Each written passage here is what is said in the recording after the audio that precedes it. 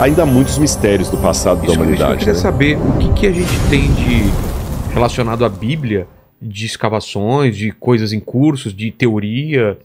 A Bíblia, a história bíblica, ela fez um recorte geográfico e étnico.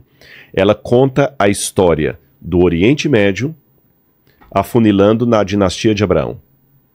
Por isso que alguém pergunta, onde é que está a história dos chineses na Bíblia? A Bíblia não era enciclopédia Barça. Ela não tinha essa pretensão. É como se alguém fosse contar agora que a história do comunismo na União Soviética. Você pergunta, tá, mas por que não fala nada de Cuba? Ele só menciona Cuba no versículo lá, mas não fala nada da China. Não, porque a proposta do livro é a história do comunismo na União Soviética. Tá certo? Então a Bíblia também ela tem o seu mainstream ali. Por isso que ela não vai falar nem da Índia, nem da China. Mas ela começa a contar a história da humanidade.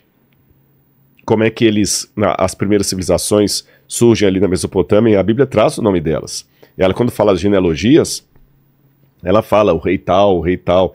Ela fala dos 3 descendentes de Noé, que os Ramitas, vão fazer justamente a parte do norte da África, vão ser os ancestrais dos egípcios, dos primeiros habitantes de Canaã, como que os jafetitas, que são os descendentes de Chafé, eles vão ser os ancestrais dos indo-europeus, que vão pegar toda aquela parte ali do Irã, até a Índia, e depois a parte da Europa, e vai falar da parte dos Shem, dos semitas, de onde vão vir os judeus, os elamitas, os babilônios também, que são semitas, todos esses povos. Então a Bíblia vai desenhando tudo isso e ela vai costurando isso, aí ela vai funilando. Primeiro ela pega a história da criação, com Adão e Eva, o dilúvio universal, Babel, que os povos se separaram, aí ela começa a separar. Agora ela pega um homem chamado Abraão e ela vai contar a história de um povo. É isso que eu acho fantástico.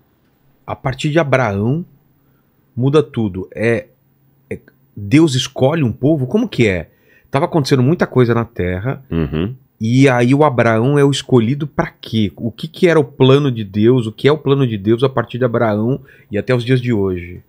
Olha, essa escolha de Deus não foi uma escolha no sentido de vocês são superiores aos demais. Merecimento? Merecimento, não é mérito. Não, tanto é que o grande diálogo no Novo Testamento sobre a salvação é justamente essa questão de a salvação não vem pelas obras. Paulo deixa bem claro, quando Deus chamou Abraão, Abraão nem circuncidado era.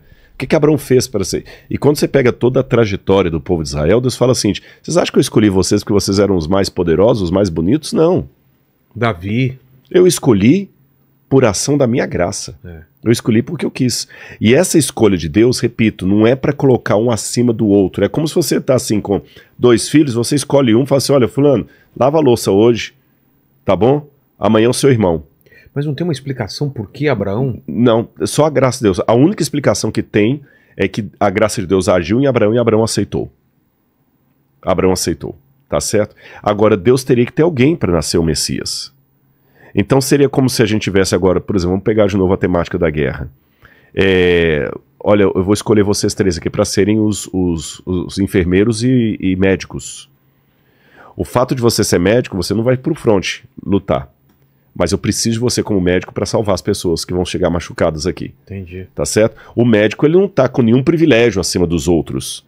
Ele está com uma função diferente acima dos outros. Mas então Abraão teve uma função diferente. Ele ia ser o pai da nação que ia dar para o mundo o Messias. Só isso. Mas você tem fora dessa nação outros com outros trabalhos de Deus. Então, por exemplo, quando Abraão chegou em Canaã, já tinha em Salém, a cidade que depois viraria Jerusalém, um rei chamado Melquisedeque. Tá certo? O Melquisedeque, que seria o rei da justiça, significa rei de justiça em hebraico. Eu esqueci como é que fala em hebraico. Melchit Tzadik, se não me engano, Tzadiká é a justiça, o rei da justiça. E esse homem era fiel a Deus. E ele não tinha parentesco algum com Abraão. Quando Moisés foge do Egito, ele vai encontrar Jetro, que também é descrito como sacerdote do Deus Altíssimo. E não tinha nada a ver com Moisés, nem com os hebreus, era outro povo. Então, ao longo da história, você vai vendo que Deus tem para povos diferentes funções diferentes. E às vezes, isso aqui que é um milagre da história, como eu não sou presbiteriano calvinista, eu acredito no livre-arbítrio. Mas eu sei que há opiniões diferentes, você já recebeu pessoas aqui com opiniões diferentes nesse sentido. Estou colocando apenas a minha não para refutar os que pensam diferentes, mas para explicar a minha resposta. Como eu acredito no livre-arbítrio, eu acredito que na história Deus consegue usar até a pessoa que nega a Deus. Porque às vezes ele faz um mal e Deus, sem infringir a liberdade dele, faz com que aquele mal redunde num bem. Por exemplo, algumas vezes na história, Deus usou pagãos para destruir os hebreus. Houve isso na história. Nabucodonosor, Deus falou assim, eu vou trazer Nabucodonosor. Quando Deus falou vou trazer, não é que Deus obrigou Nabucodonosor a fazer aquilo, mas Deus falou, olha, hebreus, permitiu, já que vocês não estão cumprindo, eu vou tirar o meu poder e vou deixar o Nabucodonosor arrebentar com vocês. Mas eu vou transformar isso em bem, em benefício. Então, na verdade, a história acaba virando um mosaico de peças, onde cada um acaba tendo uma tarefa. E Deus tem em todos os povos pessoas que o amam, mesmo que esses povos não fossem escolhidos por Deus para trazer o Messias ao mundo. Vou dar um exemplo para você. Quem deu o Messias ao mundo foi os judeus. Certo. Mas quem espalhou, e foi os judeus também que espalhou, mas quem permitiu a história do Messias espalhar pelo mundo foram os gregos. Porque se não fosse a língua grega, não teria o Novo Testamento. Se o Novo Testamento fosse escrito em hebraico, só os judeus iam saber aquela história. Então Paulo era um judeu que pregou do Messias Jesus para o mundo, mas para isso ele teve que se valer da língua de Alexandre o Grande. Ele teve que se valer da língua de Alexandre o Grande. Ele teve que andar em barcos que eram construídos pelos fenícios.